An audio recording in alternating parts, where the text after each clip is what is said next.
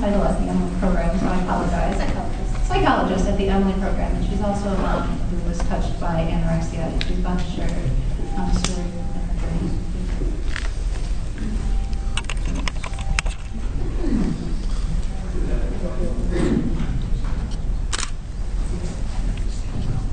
Oh boy, I should put my shoes on. I can't even see.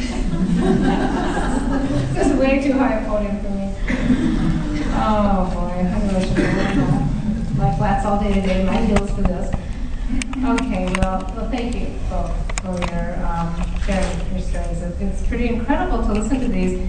And I'm going to share the story of my precious daughter, Anna, who was born on November 27th, 1978. You know, she was really an amazing person.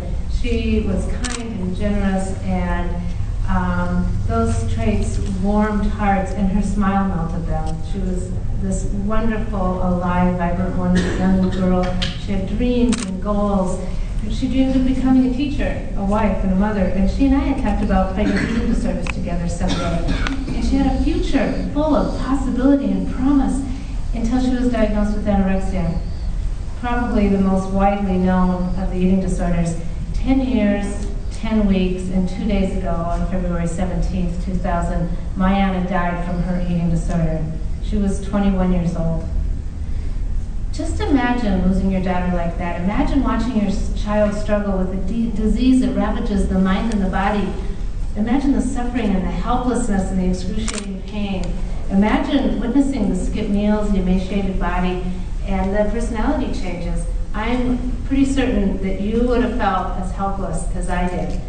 And I challenge you to imagine being able to resist screaming "stop" when she starts on her third hour of aerobic exercise, and you know that her already weakened heart could just stop at any moment. Could you stand silently by as your child slowly starved herself to death? Well, I couldn't, and I doubt if anybody in this room could do that as well. Ours was a loving, committed, and involved family, but that wasn't enough to save Anna. And I'm still angry that there were so few resources available to Anna and to us. And I'm even angrier that it seemed nobody recognized the seriousness of her illness until it was too late. 10 years ago, when Anna and Leslie and so many others were struggling with eating disorders, there wasn't much attention to eating disorders, and I really didn't know very much about them. I didn't fully understand how toxic growing up in this weight-obsessed world really is. And I don't recall ever being offered education, prevention through her school or our community. And I didn't know how many millions of Americans suffer from diseases like anorexia, bulimia, binge eating disorders, compulsive overeating, exercise abuse, and body image issues. I didn't know that Anna's obsession with the emaciated models like Kate Moss was dangerous, or that her perfectionism could have been an early warning sign that she was developing an eating disorder. And who could have guessed that when Anna eliminated a few foods from her diet, that would it eventually lead to elimination of almost all food. I had no clue that her fear of becoming fat and the comments about the size of her thighs were red flags alerting us and others that she was developing a dangerous, life-threatening disease. And I had no idea that when she decided to go on a diet, when she was just 14 years old, that decision would be fatal. Who should have and could have caught these signs? I should have, but you know what? I didn't have the resources. I didn't know what those signs were. I didn't know what to look for. Those resources simply weren't there, and sadly, they're still lacking today. With more knowledge and resources, would Anna be alive today? I don't know that, but that question haunts me every single day. I lived with Anna's hopelessness and her despair, and I watched her gradually slip away from me. It was heartbreaking to watch her struggle for her life while confronted with unnecessary roadblocks all along the way. Roadblocks that were constructed by people who knew very little and sometimes even cared less about eating disorders. And our family, like a lot of people, had a Cadillac insurance policy. And even with the most comprehensive coverage, Anna was denied the level of care she needed that would have saved her life. We got repeated runarounds from insurers and providers, and meanwhile, I was exhausted trying to educate her school, our community, and even our family and friends that Anna was suffering from a real illness that could very well kill her. So after Anna died, I had to find a way to transform the grief and the rage into something positive. And so I became very active and involved in the Eating Disorders Coalition. So what's changed in the past 10 years? Are we really getting any closer to better prevention and treatment? Have we invested enough in research so we can truly understand eating disorders? Have we improved access to care so that people like Anna can get the life-saving care they desperately need to recover? Well, yes and no. We have made some progress. And the Eating Disorders Coalition is really proud of our work on the Mental Health Parity Bill. And we hope that implementation of that bill will improve access to care for people that are lucky enough to have good insurance.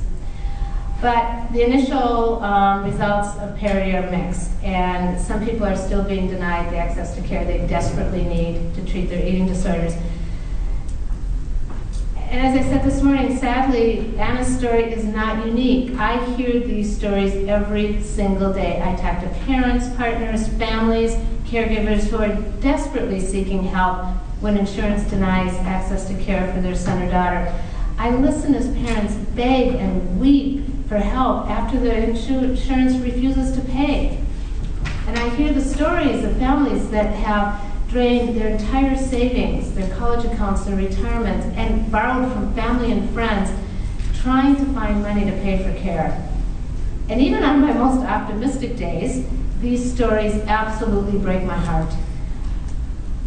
So I'm thinking that you can all here understand my frustration that even after 10 years of being here on the Hill, after 10 years of explaining and lobbying and talking about this, armed with thousands of stories of Americans decimated by eating disorders, the Congress still hasn't done what we need to do, and something that it's never done, which is pass legislation addressing eating disorders.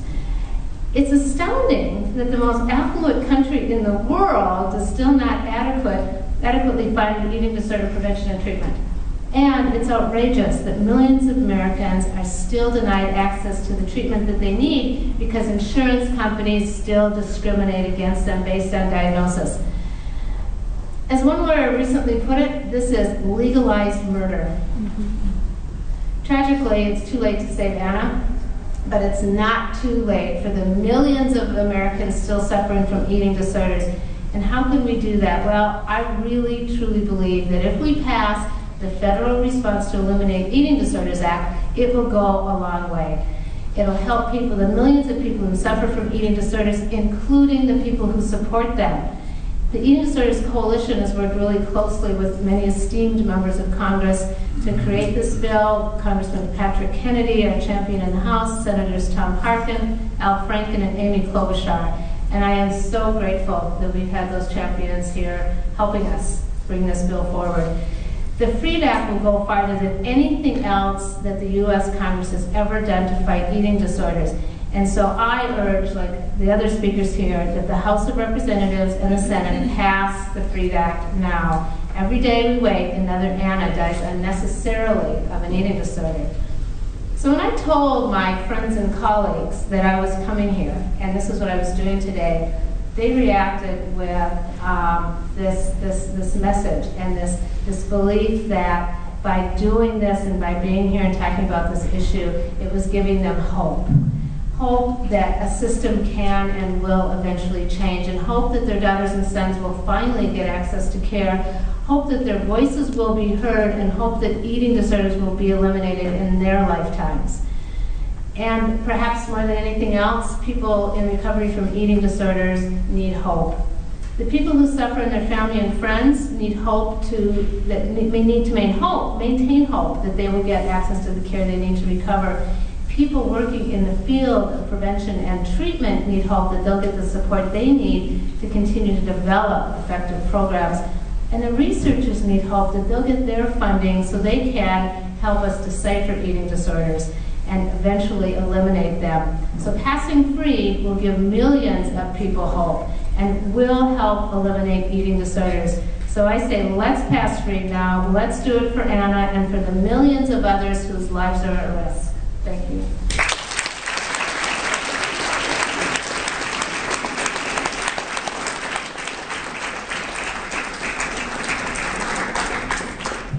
And our next speaker, I have to raise this up quite a bit.